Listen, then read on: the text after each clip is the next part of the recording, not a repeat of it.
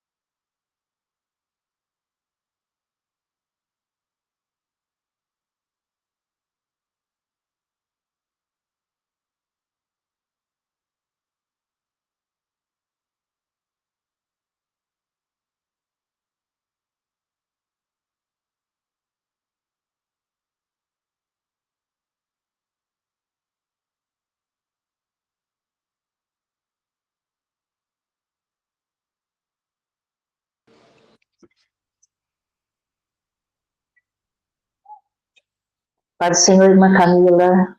Paz do Tudo bem, Senhor. amada? É a Bem, sua primeira graças a aula Deus. hoje, né?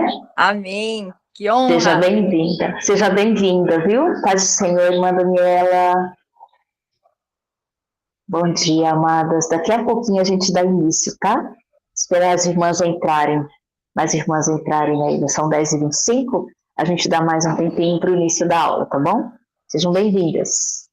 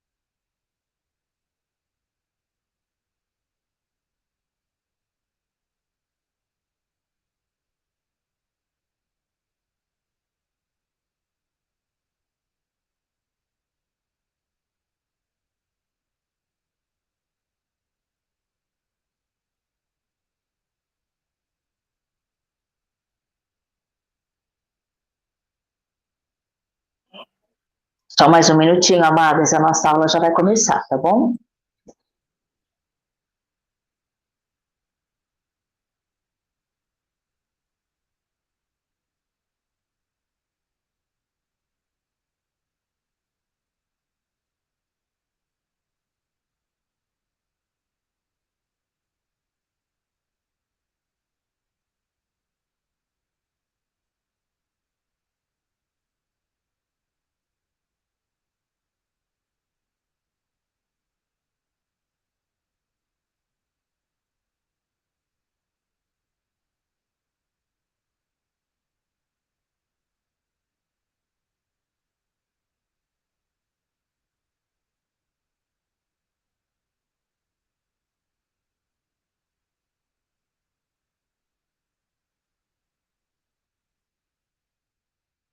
Irmã Mara Lúcia, a irmã tá aí?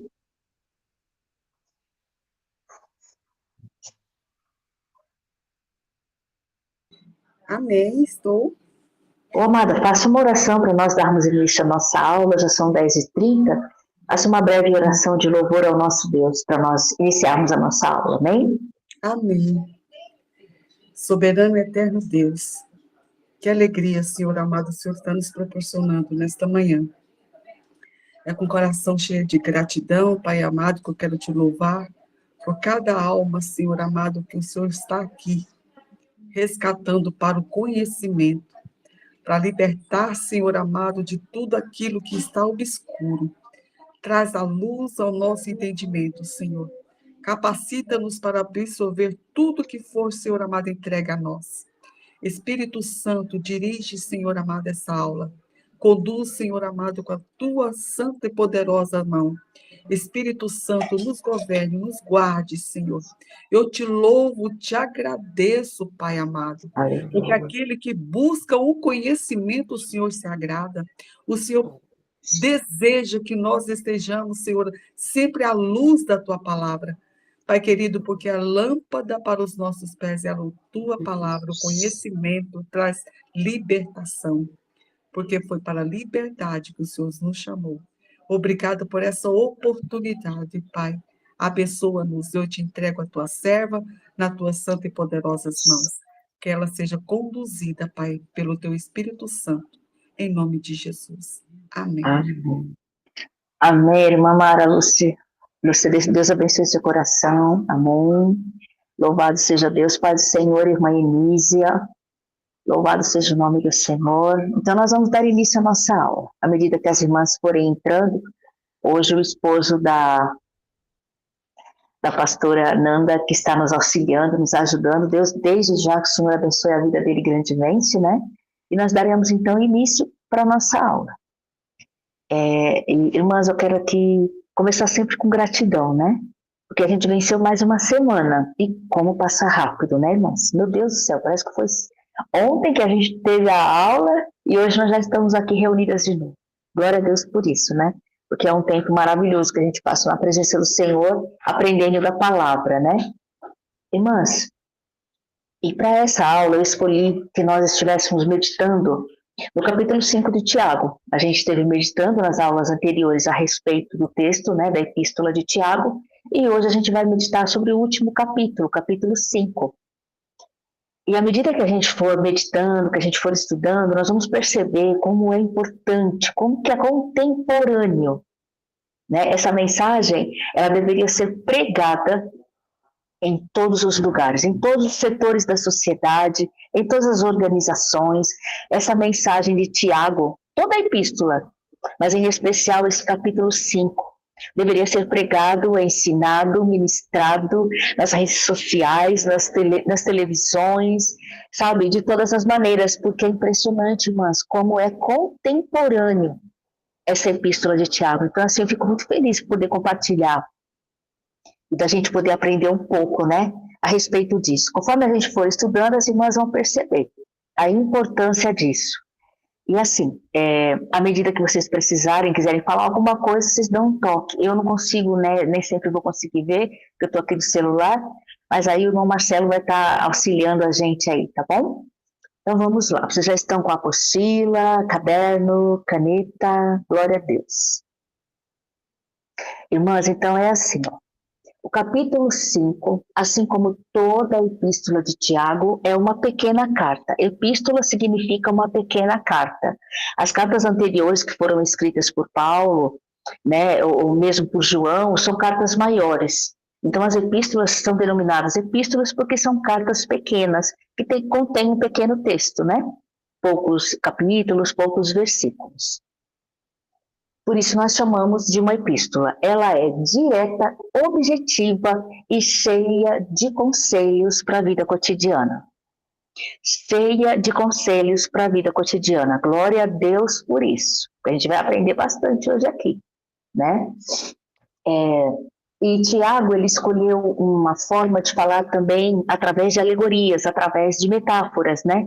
Para poder dar uma explicação, para que de uma forma mais clara, os ouvintes da época pudessem ouvir e compreender. Lembrando sempre, irmãs, a gente tem visto isso nas outras aulas, mas, Senhor, irmã Janaína, seja bem-vinda, amada. E lembrando sempre, né, que as aulas anteriores a gente tem aprendido que a epístola de Tiago, ela foi escrita para os cristãos, né, para aqueles que estavam, que conheciam a palavra, para milhares que tinham visto e ouvido as mensagens do próprio Jesus, né, as mensagens dos apóstolos. Então, assim, eram pessoas que conheciam. E é impressionante, irmãs, porque à medida que ele ia falando, Tiago conseguiu contextualizar de uma forma maravilhosa. É como se hoje ele estivesse falando com a gente. Como se hoje essa epístola estivesse sendo pregada para nós, ensinada para nós, né? Então, mas serve para nós e também para aquelas pessoas, porque a gente prega, evangeliza, e hoje de manhã, meditando nisso, mas eu fico pensando, como a palavra de Deus é maravilhosa, né? Porque à medida que a gente vai aprendendo a palavra, a ler a Bíblia, a meditar, a estudar, isso enriquece o nosso vocabulário, isso enriquece as nossas orações. Eu não falo de orações eloquentes, né? Com palavras bonitas, difíceis, né? Que às vezes a gente ouve e não sabe nem o que quer dizer. Não é isso, não. Quando eu falo que esses textos bíblicos nos ensinam a orar, é porque a gente, à medida que vai estudando e meditando, a gente vai se deparando com a nossa própria realidade, com aquilo que às vezes está acontecendo com a gente, que está acontecendo ao nosso redor, que está acontecendo com a nossa nação. Então, essas coisas nos levam a momentos de oração, de intercessão, de uma forma muito mais eficaz. E isso é maravilhoso, né?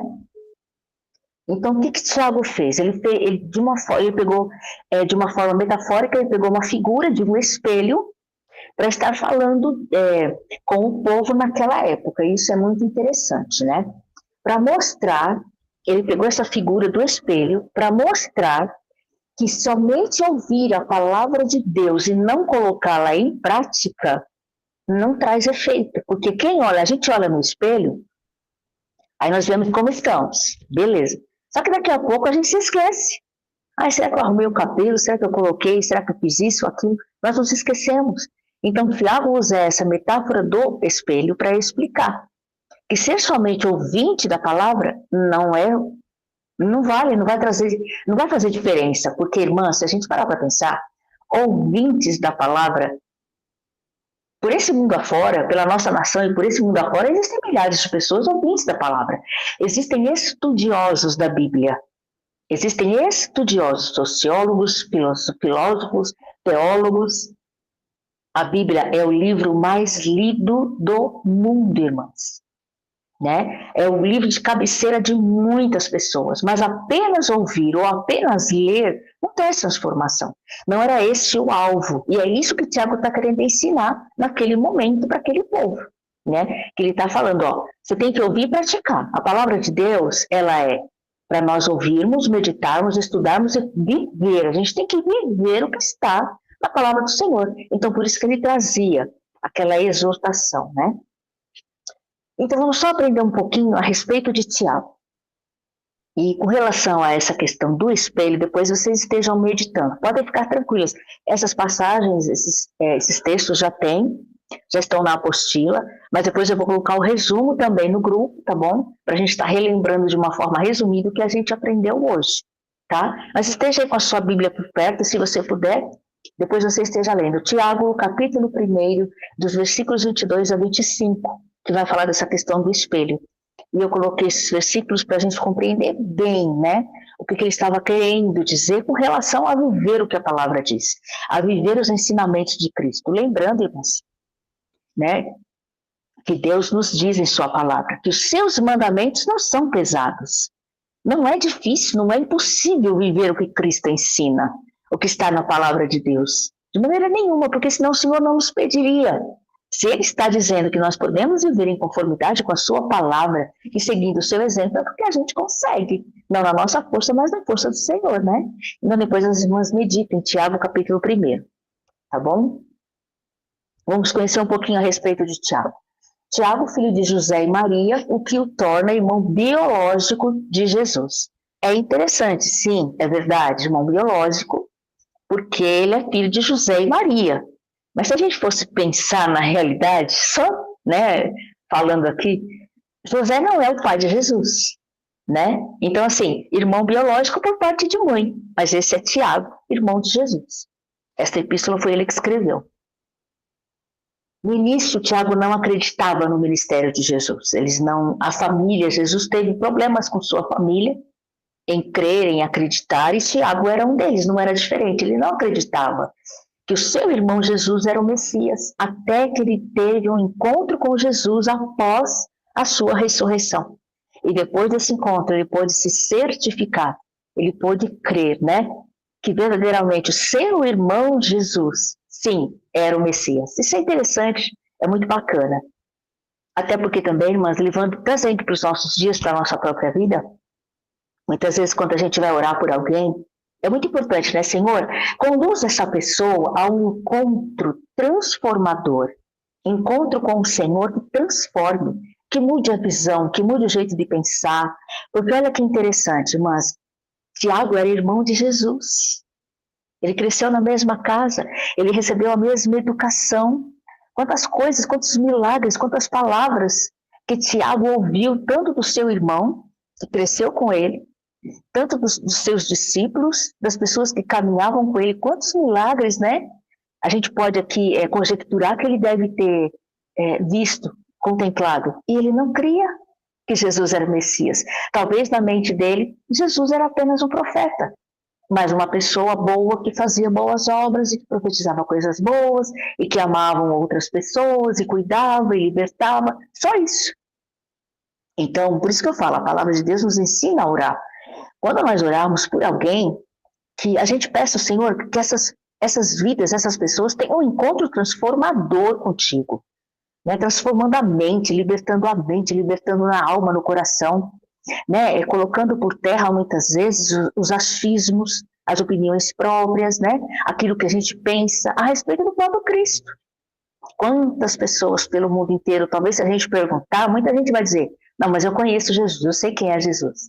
Só que aí quando você para olhar, a pessoa vai te apontar aquela cruz, com aquele boneco lá, né, com aquela pessoa lá naquela cruz presa. Muitas pessoas têm uma mentalidade a respeito de Cristo, do Cristo crucificado. E também, irmãs, existem tantos Cristos pregados por aí, né, e às vezes as pessoas ainda tiram coisas de dentro da própria palavra, referências bíblicas, né, para darem respaldo. Então, olha como são as coisas. O próprio irmão de Jesus não cria que ele era o Messias. Interessante isso, né? Inclusive, quando nós ouvimos esse texto, nós também podemos meditar naquilo que Jesus disse, que dentro da sua própria cidade, no meio da sua própria família, o profeta não tem honra. Muitas vezes é desse jeito, irmãs. E por que a gente está aprendendo? Porque nós estamos crescendo na graça, no conhecimento do Senhor, e compreendendo que dentro da nossa casa, muitas vezes, vai existir a incompreensão, né? Vai existir algum tipo de perseguição, de opressão. A gente não vai sair falando isso para ninguém, mas a gente vai ter essa compreensão. Então, automaticamente, nós vamos entender. Tá certo, a pessoa não está acreditando, porque se não acreditaram, a sua própria família não acreditou, né? Não criam que Cristo era o Salvador, depois de tudo que ele operou, né? Então, assim, a gente não deve se assustar quando as pessoas às vezes olharem e nos pedirem conta da nossa fé, né? Mas como assim? Pedir conta, né, desse Deus que a gente serve? Porque isso acontece desde os tempos antigos, desde os tempos de Cristo, né? Então a gente tem que ficar alerta, vale a dica. Irmãs, eu quero deixar aqui um ponto-chave para nós, tá bom? Aí, quando se as irmãs depois, por favor, estejam meditando em Marcos 6:4. Essa referência já está na apostila. Essa referência é o texto em que Jesus diz que na sua própria terra, na sua própria cidade, na sua própria família, o profeta não tem honra, né? E não é diferente nos dias de hoje, né? Em muitas circunstâncias. Um ponto-chave que eu quero deixar para nós é o seguinte: a epístola de Tiago, e especialmente esse capítulo 5, vai nos falar da avareza humana. E a gente vai estar vendo aspectos extremamente importantes, que estão envolvidos nisso e que às vezes a gente não percebe, a gente não notou, mas a gente vai estar aprendendo hoje. Nós somos exortados à prática da paciência e encorajados a perseverar em oração no Senhor. Como a gente já está falando, como eu já estou falando aqui desde o início, né? Em oração. Praticar a paciência. Perseverar, irmãs, a gente precisa aprender a orar. Porque senão a gente vai ficar tendo uma vida de qualquer jeito, deduzindo as coisas ao nosso próprio modo, né? E acreditando que está tudo bem, mas a gente precisa mesmo, irmãs, no tempo da paciência, no processo da paciência, da perseverança, a gente precisa mesmo adquirir experiência. E as experiências que a gente adquire com o Senhor é através da oração, é através do modo em que a gente fala com o Senhor, e através do viver a palavra, como a gente viu aqui no início da aula, né? Não somente ouvir, mas praticar. Então vamos lá. Vamos ver sobre paciência para aguardar a vinda do Senhor. Olha só, irmãs. Paciência para aguardar a vinda do Senhor. Para aguardar Jesus vir buscar a sua igreja, vir buscar a sua noiva. A gente tem que ter paciência, né? Nós temos que ter paciência. Porque olha só, nós devemos ser pacientes diante das provas, dos sofrimentos desta vida. Por quê? Porque nós aguardamos, nós esperamos algo que é infinitamente maior. Infinitamente melhor, que nem olhos viram, nem ouvidos ouviram, nem subiu ao coração do homem, o que Deus tem preparado para nós. Só que a gente precisa, dentro desse processo, paciência. A gente precisa perseverar para que a gente possa esperar a volta do Senhor. Então, essa epístola, versículos 7 e 8, a gente vai estar vendo sobre isso. Tiago exortando o povo a aprender a esperar no Senhor pela sua volta, porque ele falou e ele vai cumprir. Então seria a segunda vinda do Senhor. Nós estamos vivendo um processo, amém, irmãs? Nós estamos vivendo um processo. E dentro desse, e todo processo, ele gera sofrimento. A paz, amadas, as irmãs que estão entrando agora, louvado seja Deus. Todo processo, irmãs, ele gera sofrimento porque é um processo de transformação, é um processo de mudança, é uma metamorfose. A gente não, né, as coisas não acontecem no piscar de olhos, não é um passe de mágica, é vida diária, né? Então veja só, Romanos capítulo 5, versículos 1 a 5. Veja só, dentro desse processo, olha só, justificados, pois, mediante a fé, temos paz com Deus por meio de nosso Senhor Jesus Cristo, por intermédio de quem obtivemos igualmente acesso pela fé a esta graça na qual estamos firmes e gloriamo-nos na esperança da glória de Deus. E não somente nisso, mas também nos gloriamos nas próprias tribulações. Sabendo que a tribulação produz a perseverança, a experiência, a experiência, a esperança. Olha aí o processo que a gente está passando, e é necessário passar, e também não vale pular etapas, amém? Porque assim, irmãs, né, falando de uma forma fácil de compreender, o Senhor não vai virar a página para a gente viver um novo ciclo, uma nova fase da nossa vida cristã, enquanto a gente não aprender a lição. Enquanto a gente não aprender a lição, não compreender, a gente vai só achar que está vivendo uma vida cristã tranquila e adequada, né? Está tudo bem. Mas se nós pularmos, irmãs, se nós pularmos processo, partes do processo, a nossa vida não será abundante, a nossa vida não será plena, a gente não vai desfrutar do que realmente o Senhor tem para nós. E tudo isso é pela fé. Tudo isso é pela fé no Senhor. Por isso que nós somos justificadas. Amém? Ora, a esperança não confunde, não traz confusão, porque o amor de Deus é derramado em nosso coração pelo Espírito Santo que nos foi outorgado. Amém? Depois as irmãs estejam lendo a referência de 1 Coríntios 15, 19. Irmãs, o Espírito de Deus habita em nós. Você tem consciência disso? Você tem consciência de que você é alguém, de que você é uma mulher de Deus, e que é templo do Espírito Santo, que você é morada do Senhor, que Deus habita em você pelo seu Espírito? A gente tem que ter essa consciência diariamente, irmãs. E por causa disso, e por causa da nossa confissão de fé, é que nós vamos entender, nós vamos compreender este mistério, né? De ter paciência, paciência sem ver, paciência sem poder tocar, né? Nós temos que aprender a ter paciência, sem poder ver e sem poder tocar. Porque nós, irmãs, nós somos daquela geração que Jesus disse ao seu discípulo Tomé. Tomé pediu para tocar, né? Ele queria tocar e ver a ferida. Ele queria saber, não, se aquele realmente, né, era o Cristo que havia morrido e agora ele ressuscitou, então eu quero tocar. E Jesus permitiu que ele tocasse. E aí o Senhor olha para ele e fala: Tomé, bem-aventurado aqueles que não viram, mas creram. Então o Senhor está ensinando um princípio que é o nosso princípio de fé. Nós não vimos, nós ainda não podemos ver, né, o Senhor Jesus. Nós não podemos tocá-lo por enquanto, né? Mas se a gente perseverar firme até o fim, nós vamos poder agarrar no pescoço do Senhor e não largar mais, né, irmãs? Nós vamos contemplá-lo, ver a sua formosura, ver a sua beleza, ouvir a sua voz. Nós poderemos ver Jesus como ele realmente é. Mas para isso a gente tem que continuar perseverando.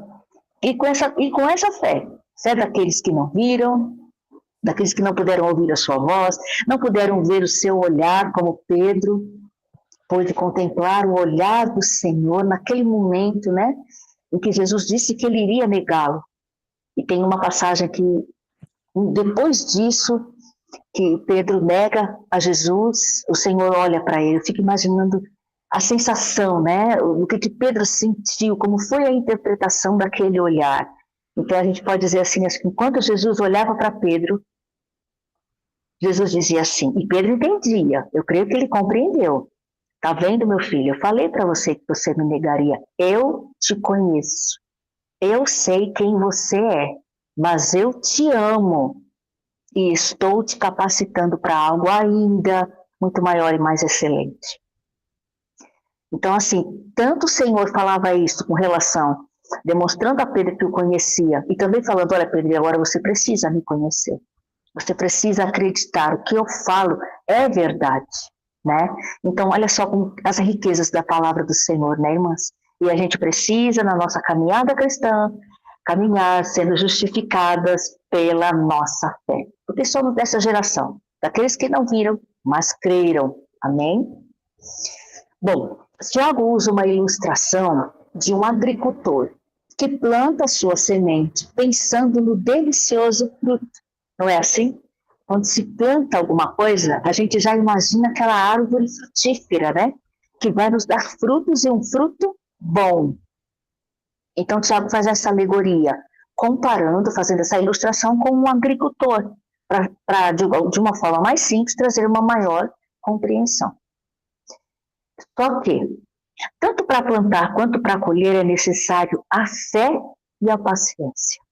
Porque a gente tem que ter paciência para plantar, para esperar o fruto e fazer o plantio com fé de que nós iremos colher o fruto, de que nós poderemos nos deliciar pelo fruto, né? Então, era isso que Tiago estava ensinando. A chuva temporã e seródia eram as primeiras e as últimas chuvas. Eles plantavam com fé de que Deus enviaria a chuva. Muitas vezes precisava esperar meses para se colher os primeiros frutos, né? Naquela época não tinha fast food, né, irmãs? Glória a Deus, né? E hoje também a gente não pode pensar em plantio, né? Quando a gente planta alguma coisa na presença do Senhor, ou quando a gente ora, espera por algo na presença do Pai, e nós queremos de imediato. Nós não vivemos em época de fast food, isso não existe, amados, na vida cristã, né? É que a gente já quer as coisas prontas, né? Somos imediatistas, né? Isso não existe no Senhor, não, irmãs. Nós temos que ter fé e paciência. Enquanto nós plantamos, nós estamos plantando com fé e sendo pacientes. Até porque, irmãs, nós não queremos colher um fruto antes do tempo, nós não queremos comer um fruto estragado, nós queremos um fruto gostoso, que seja bom ao paladar. E nós temos que ser uma árvore frutífera de frutos bons, né? Bons ao paladar, uma árvore que se olha e se tem gosto de olhar, né? Nossa, o fruto dessa árvore deve ser muito bom. Irmãs, paciência para com os nossos irmãos. Versículo 9, paciência para com os nossos irmãos. Olha como o que Tiago estava chamando a atenção. Nós criticamos tanto o povo de Deus lá no deserto, não é assim? Alguém já fez isso aqui, irmãs? Alguém já criticou? Nossa, mas aquele povo no deserto, murmurador, pelo amor de Deus, não entraram na terra prometida. Irmãs, eu já fiz isso várias vezes, né? Várias vezes. Pelo amor de Deus, como que pode, né? O povo no deserto, vendo tantas maravilhas, vendo o agir de Deus, a nuvem de glória, a coluna de fogo, meu Deus se manifestava, vendo tantas maravilhas e o povo murmurava contra Deus. E olha, irmãs, se a gente for olhar com relação a milagres, a manifestação da glória de Deus, o falar de Deus, nem no Novo Testamento nós veremos manifestações tão grandiosas como essa que aconteceu com o povo no deserto. E mesmo assim, eles conseguiam murmurar, reclamar contra Deus. E eu até coloquei aí que a murmuração é uma reclamação descabida contra Deus. Irmãs, não tem cabimento, não tem justificativa, não tem argumento que a gente possa usar contra o nosso Deus. Pois o povo de Israel, enquanto peregrinava pelo deserto, fazia isso. Só que eles não entraram na terra prometida. Então a gente tem que refletir, né? Tudo que está escrito e registrado na palavra é para o nosso ensino, não é verdade? E não é diferente, irmãs. Nós estamos hoje peregrinos nessa terra. E se a gente olhar para este mundo, é um deserto. Por quê? Porque é um deserto das maravilhas e dos milagres de Deus. E eu não me refiro à natureza, que a natureza denuncia que Deus existe, a natureza mostra, né? Eu não falo da natureza em si, eu falo na questão de milagres, de intervenção de Deus. Porque esse mundo jaz no maligno. Só que nós estamos peregrinando nessa terra. E se a gente quer entrar na terra prometida, a gente não pode murmurar, né? Até mesmo murmurar contra Deus. Se queixou o homem das suas próprias mazelas, dos seus próprios pecados, das suas próprias concupiscências. Não é terrível isso, irmãs? Então não existe jeito de murmurar contra Deus e ser justificados de alguma coisa, não. Segunda Epístola de Pedro, no capítulo 3, versículos 3 e 4. Naquela época, alguns já tinham perdido a paciência. Eles achavam que Cristo estava demorando. E eles ainda diziam, onde é que está a promessa da sua vinda? Onde está a promessa da sua vinda? Porque desde que os nossos pais dormiram, todas as coisas continuam como eram antes, desde o princípio da criação. Eu não sei se alguém já ouviu ou já fez, se você já fez isso, se nós já fizemos isso, né? Ou ouvimos alguém falar. Será que é diferente nos dias de hoje, irmãos? Puxa vida, mas Jesus está falando que vai voltar, já tem mais de 2000 anos, até agora nada, né? Isso é uma murmuração. E o pior é que isso demonstra que o nosso coração não está no Senhor. Isso demonstra que a gente pode até estar ouvindo a palavra, né? Está na igreja todos os dias, em todos os cultos, fazendo parte. Mas lá no fundo a gente murmura, porque, irmãs, ainda que a gente não externize, não fale, né? Não coloque para fora, através de palavras. A nossa murmuração, ela está dentro do nosso coração, amém? E se ela está dentro de nós, quem conhece? O nosso Deus, né? Então a nossa boca nos denuncia e o nosso comportamento também. E ainda que a gente não fale isso para as pessoas, Deus está vendo, então Ele está sabendo que a gente está murmurando, né? Então a gente tem que vigiar em tudo. paciência para suportar os sofrimentos. Irmãs, talvez essa seja uma das um tipo de paciência, vamos dizer assim, ou parte do processo, né, de paciência para suportar o sofrimento, versos 10 e 11. Enquanto o Senhor não volta, estamos sujeitos aos sofrimentos desta terra amaldiçoada pelo pecado, principalmente para aqueles que peregrinam fielmente ao Senhor. Olha só. 2 Timóteo, Epístola de 2 Timóteo, capítulo 3, verso 12.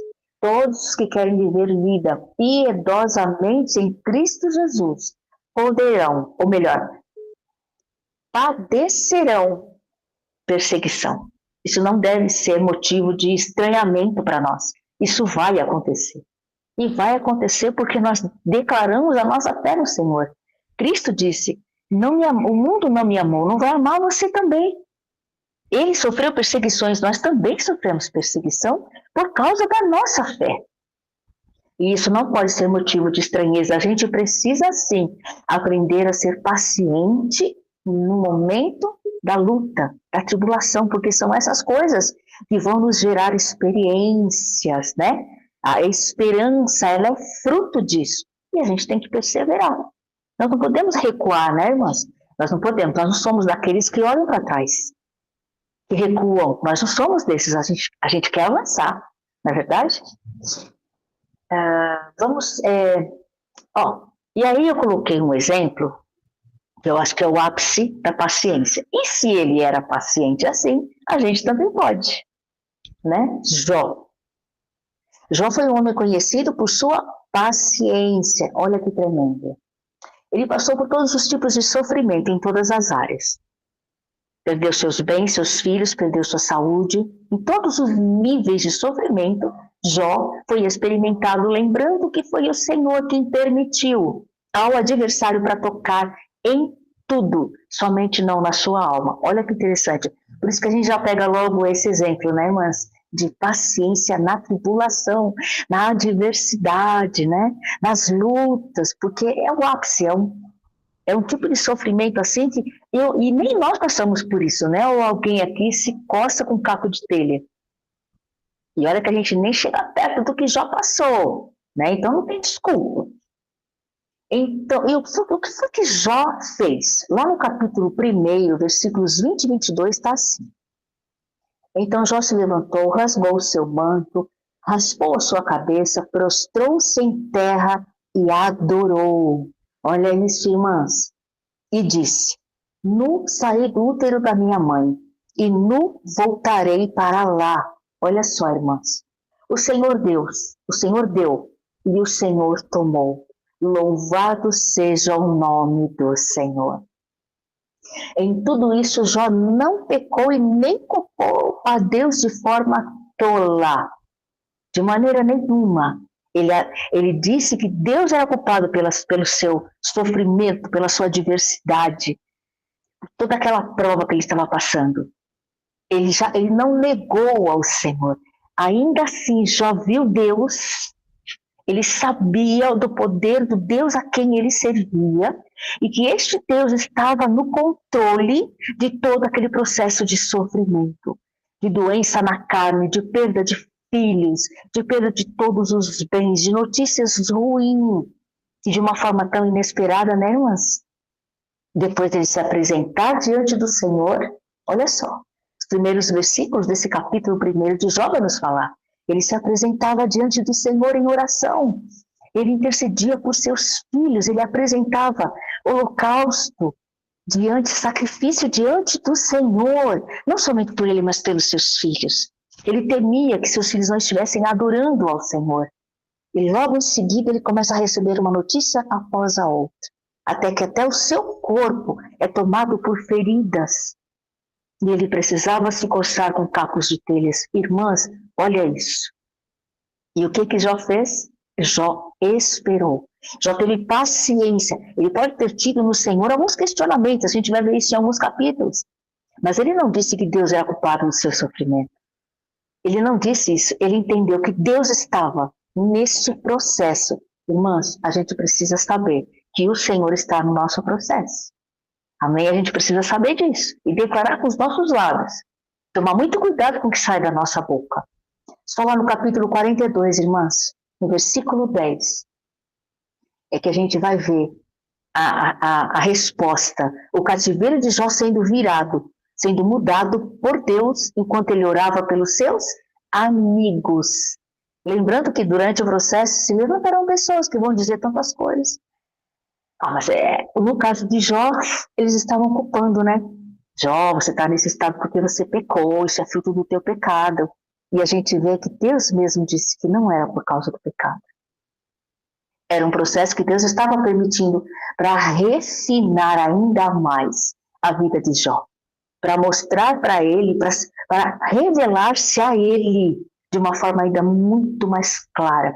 Imagina o adorador que Jó se tornou, amadas, depois desse capítulo 42. Eu fico imaginando quem se tornou Jó, porque a Bíblia diz que ele morreu farto de dias, ele ainda viveu muitos anos. E eu fico imaginando como deve ter sido as orações, a adoração de Jó, depois de ter passado por todo aquele sofrimento pacientemente. Louvado seja o nome do Senhor. Lucas 18:8 nos diz assim: digo-vos que depressa lhes farei justiça. Contudo, quando vier o Filho do Homem, achará porventura fé na terra?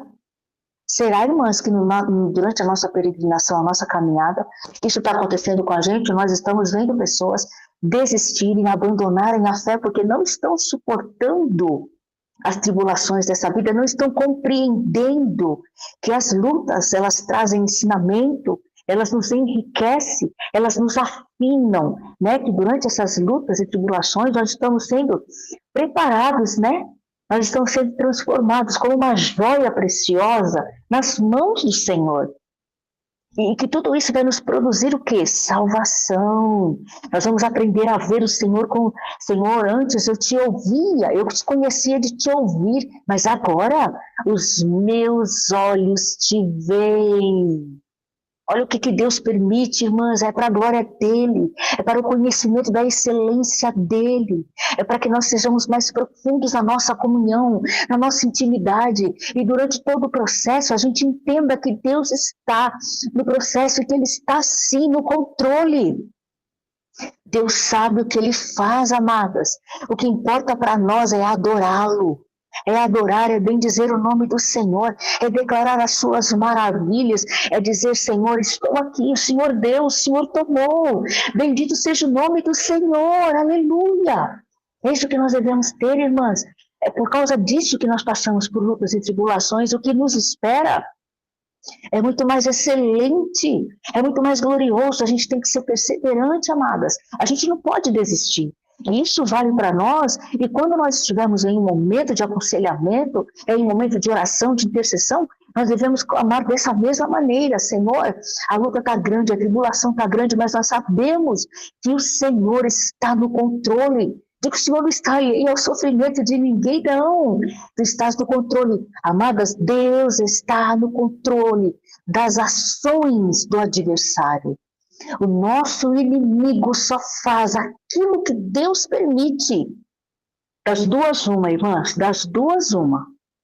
Ou somos nós que estamos dando brecha ao adversário para trazer calamidades contra a nossa vida, ou nós estamos no processo que estava Jó, onde Deus permitiu que ele fosse e tocasse, mas só até onde ele determinou. O inimigo não podia fazer nada mais do que havia sido determinado pelo Senhor. Reflita, pense nisso. Você está sendo amassado, você está passando por angústia, por tribulação, porque deu brecha ao inimigo?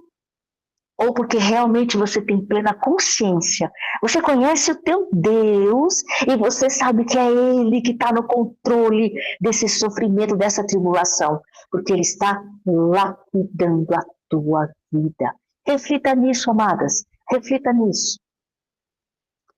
Martinho Lutero referiu-se à epístola de Tiago, à epístola de palha. Olha que interessante. Por quê? Porque no momento em que Martinho Lutero estava escrevendo a Bíblia em alemão, ele entendeu que Tiago, ele compreendeu que o apóstolo Tiago não tinha compreendido ainda a salvação pela graça. Mas, na verdade, era Martinho Lutero que não tinha compreendido que a fala de Tiago, que a escrita do apóstolo, era dura demais e parecia que Tiago estava isento da graça. Mas, na verdade, era Martinho Lutero, que ainda não tinha experimentado essa graça na sua totalidade. Então, ele achava duras palavras do apóstolo, mas, na verdade, era Deus ensinando a ele a graça que Tiago já tinha compreendido. Tanto é, irmãs, que quando Martinho Lutero vai escrever pela segunda vez, ele já coloca a epístola do Tiago no lugar adequado.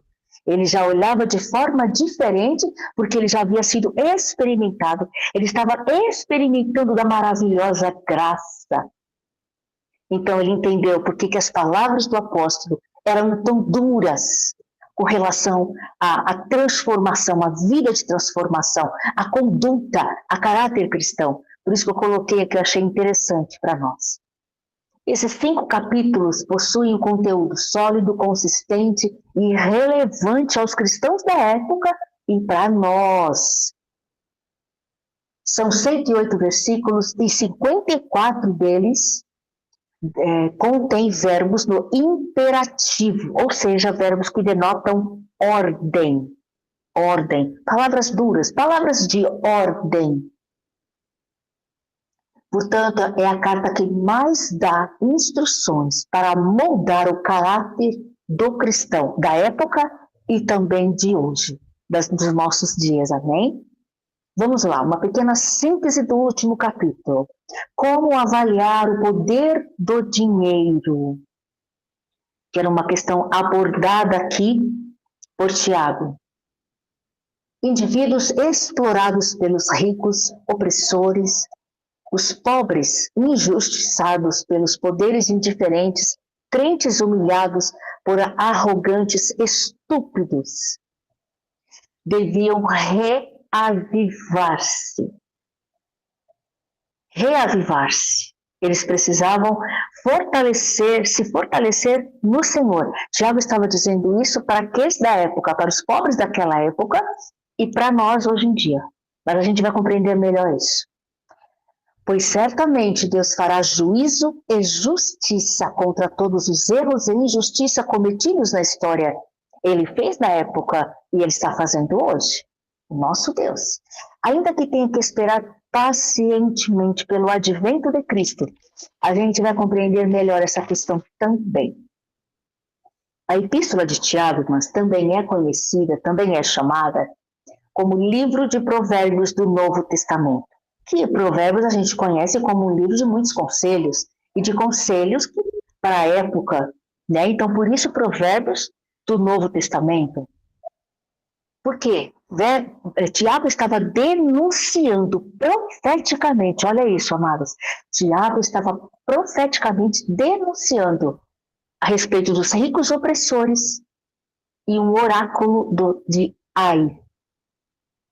Ricos opressores, ou seja, das atitudes da opressão do tempo e também do juízo vindouro. Não iria tardar. Por isso ele fala do advento e a gente vai compreender melhor. Ou seja, ele estava declarando o juízo inevitável e vindouro dos ímpios. Amados, vocês já ouviram falar que existe crente ímpio? Eu não sei se as irmãs talvez possam estranhar ou não saibam dessa questão, mas é verdade, existem crentes que são ímpios, porque eles são cristãos que cometem impiedade. E a respeito disso que Tiago estava tratando. Ele usa 3 imagens poderosas para descrever a futilidade das riquezas. Da riqueza material, na perspectiva eterna.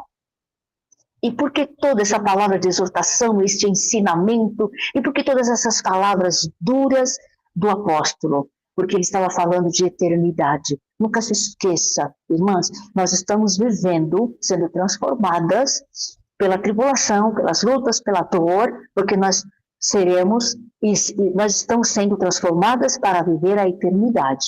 E viver a eternidade começa aqui. Amém, amadas? Esse processo de transformação, de lapidação, começa aqui nesse tempo de peregrinação na Terra, que é o que vai nos dizer para onde nós iremos passar a eternidade. Você sabe onde você vai passar a eternidade, minha irmã?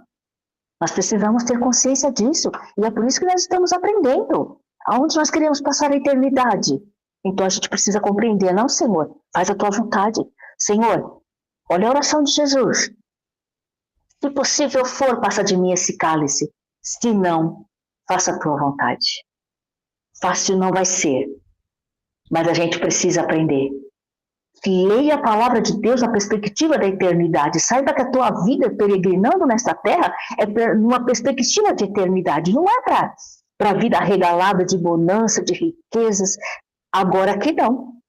Vamos continuar lendo, a gente vai compreender melhor. Então, Tiago pegou 3 imagens poderosas para estar falando de aspectos da época com relação ao que estava acontecendo naquele tempo. Olha só. Riquezas apodrecidas. Refere-se a bens como grãos e alimentos, que era uma forma comum de riqueza na época. Ao acumulá-las egoisticamente, em vez de usá-las para ajudar o necessitado, elas simplesmente apodrecem. O que poderia servir de alimento apodrece e torna-se inútil. É desse tipo de riqueza, a gente vai compreender melhor. Vestes comidas pelas traças, olha só, irmãs, roupas finas e luxuosas eram símbolos de status e riquezas. Vamos ouvindo isso e vai pensando aí se isso não tem tudo a ver com os nossos dias. Aí eu pergunto, será que tem a ver com o nosso estilo de vida? Preste atenção. Guardadas em excessos, roupas luxuosas que simbolizavam status, guardadas em excesso não servia para mais nada, a não ser para servir de comida para as traças, irmãs. Então tornava-se inúteis. Preste bem atenção para aquilo que Tiago está chamando de inútil, de riquezas conquistadas com avareza, com egoísmo, para seus próprios deleites, né? Ouro e pratas enferrujados. Olha que interessante, irmãs. Esta é uma imagem figurada, porque nós sabemos muito bem que o ouro e a prata, ela não se destrói, não se deteriora, mas ela se enferruja. Tiago usa essa hipérbole, né? Ou seja, uma forma de mostrar uma realidade, né? Algo de uma forma ilícita. Ou seja, é aquilo que a gente quer ter aparente, para mostrar para outras pessoas que, ó, tá vendo como Deus me abençoa? Me visto bem, tenho carro do ano, tenho casas, tenho dinheiro, estou nos melhores lugares, como a melhor comida, tá vendo como Deus me ama?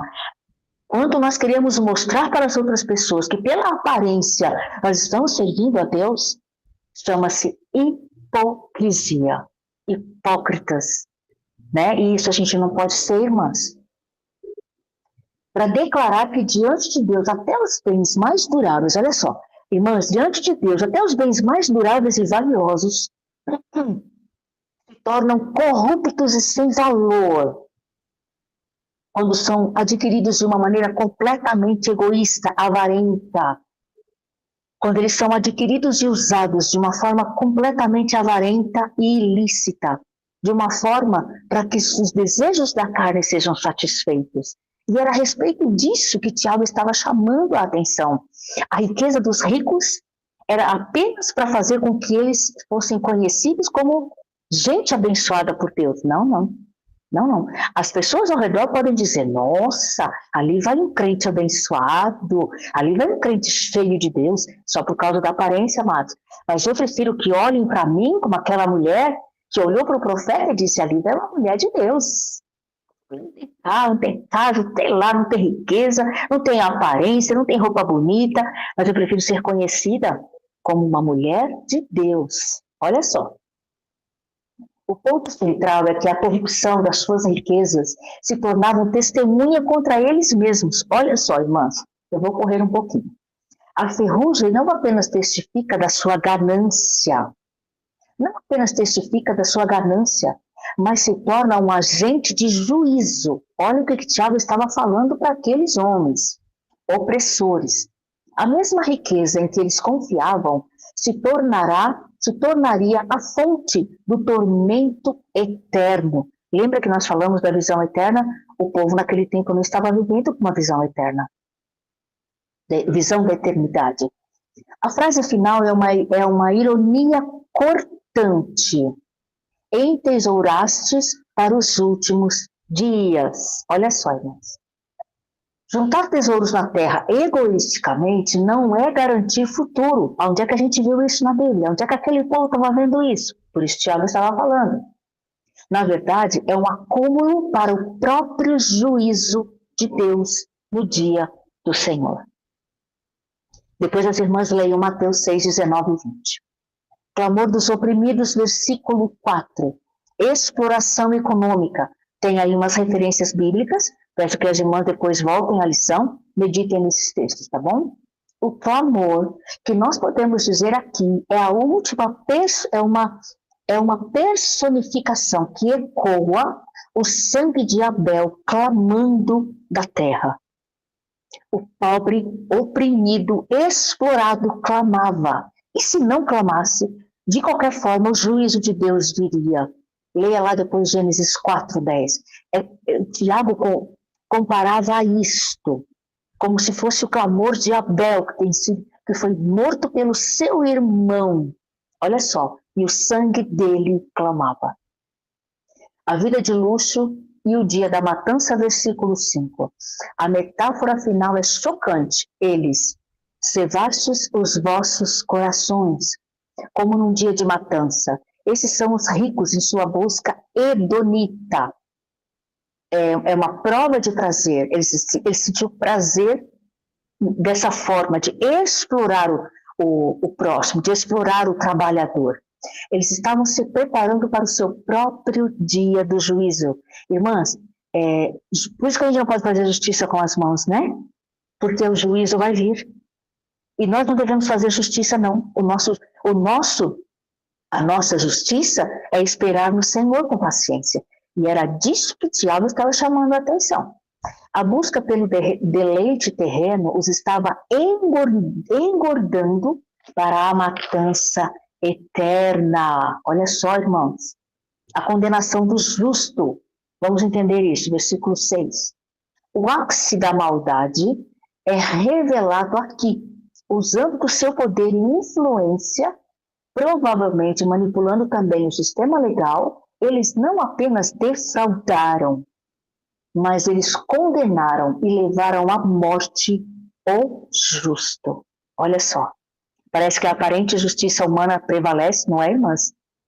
Parece que o aparente poder humano está prevalecendo, mas não é isso, não. Quem são os justos? Quem eram os justos da época e quem são os justos de hoje? Vamos compreender. Os cristãos pobres e piedosos, eles não eram justos por seus próprios méritos, mas eles eram justificados pela justiça de Cristo mediante a sua fé. Amém? Por isso que nós temos que guardar a fé. E nós temos que ser justificados pelo nosso Deus. A nossa justiça, irmãs, é como trapo de imundícias. Então a gente não pode ficar usando de justiça própria, não. Seja no falar, seja no comportamento, seja no grito, né? Nós não podemos, eu vou reivindicar o meu direito. Calma, vai diante do Senhor primeiramente. Ele vê e ele ouve coisas que a gente não vê e que a gente não ouve. Bom é sermos justificadas pelo Senhor durante esse tempo de peregrinação, irmãs. Justificadas pelo nosso Deus, através de Cristo, mediante a nossa fé. É isso que Tiago está nos ensinando. Lições espirituais. O perigo do amor ao dinheiro. Deus é juiz dos opressores e justificador e remidor dos injustiçados. Olha isso. A urgência de uma perspectiva eterna é urgente, irmãs. Existe uma perspectiva eterna plantada dentro de nós, porque o Espírito de Deus, existe uma fagulha de Deus nas nossas vidas. O Espírito de Deus habita em nós, irmãs.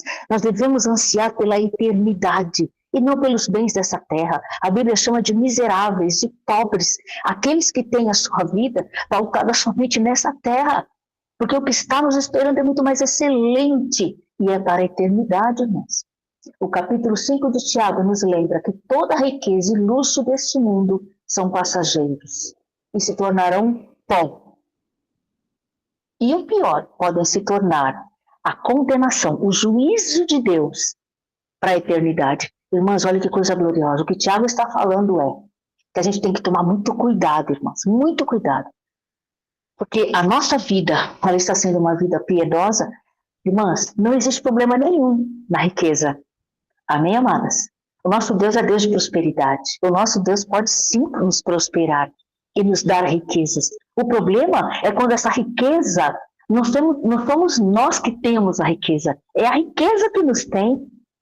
É quando os nossos olhos, é quando o nosso coração determina que a nossa vida só é abençoada se nós tivermos riquezas, se nós tivermos bem, se nós adquirirmos bens, né? Se nós estivermos por cima. Irmãos, nosso coração é enganoso, é perverso. A gente começa assim, achando que está tudo bem. Não, meu Deus é Deus da prosperidade, meu Deus é Deus do ouro e da prata.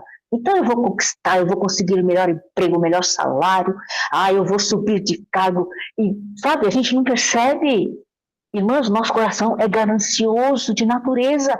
Nós somos frutos do pecado, amadas. Nós somos pecadoras. E para nós pecarmos, é isso aqui, ó, uma brechinha, uma frestinha, sabe? Para nós cairmos na ganância do nosso próprio coração. Tiago estava dizendo para aqueles ricos opressores que queriam juntar riquezas em detrimento do sofrimento do pobre, do salário do trabalhador. Eles negligenciavam o salário do trabalhador. Muitas vezes eles retinham parte, porque eles queriam oprimir o trabalhador para que ficassem cada vez mais dependentes deles, para que cada vez mais fossem surrados, sofridos, para que dependessem cada vez mais deles, de modo que eles detivessem o poder por causa do coração ganancioso. E eles oprimiam o direito do órfão, da viúva, do trabalhador, dependia do salário para sustento próprio, sustento de sua família. Irmãs, eles achavam que eles estavam isentos de juízo. Quantas vezes a gente vê pessoas enriquecendo de maneira ilícita, de maneira egoísta, de maneira egocêntrica, avarentos, e acreditam que isso é sinônimo de riqueza de Deus. Tiago está nos ensinando isso, não é riqueza de Deus, não. A riqueza de Deus é ser justificados pela fé, é ser provados, como foi Jó, e ainda dizer, louvado seja o nome do Senhor. Rasgar as vestes, raspou a cabeça. Ele reconheceu, eu saí nu do ventre da minha mãe, e é nu que eu voltarei para lá. Senhor Deus, Senhor tirou, bendito seja o nome do Senhor. É nesse nível de fé, esse nível de conhecimento de Deus, irmãs, que nos levará a uma compreensão maior da vida cristã, do nosso derramar na presença do Pai, do nosso compreender de quem é Deus na nossa vida. Quem é o Senhor na nossa vida? Que Deus é esse? Esse é o Deus que tem o controle da nossa vida, que é soberano, que supre as nossas necessidades em Cristo, que nos chama para depender dele. Por quê? Porque nós vamos viver a eternidade com ele. Se você escolher essa porção de viver a eternidade no Senhor, então se prepare, porque adversidades e lutas vão vir. Mas você escolheu a eternidade com o Senhor. Então nós não podemos sentir inveja de ninguém, não, irmãs. Né? Como Asaf, lá no Salmo 73, né? Nossa, ele ficou indignado porque ele via a riqueza e prosperidade do ímpio, parece que não sofria dor, não tinha sofrimento, nada. Meu Deus, como assim? Eu, que em vão te servi, em vão te adorei. Aí, se não me engano, versículo 17, depois as irmãs leem o Salmo 73, tá bom? Ele diz assim, até que entrei no santuário de Deus e vi o fim deles. Olha isso, irmãs. Olha isso. Quando ele entrou na presença do Senhor, ele viu o fim que teriam os ímpios. E ele viu o fim que ele teria. Irmãs, é isso que nós temos que fazer. É por isso que a nossa vida tem que ser uma vida de retidão na presença do Pai.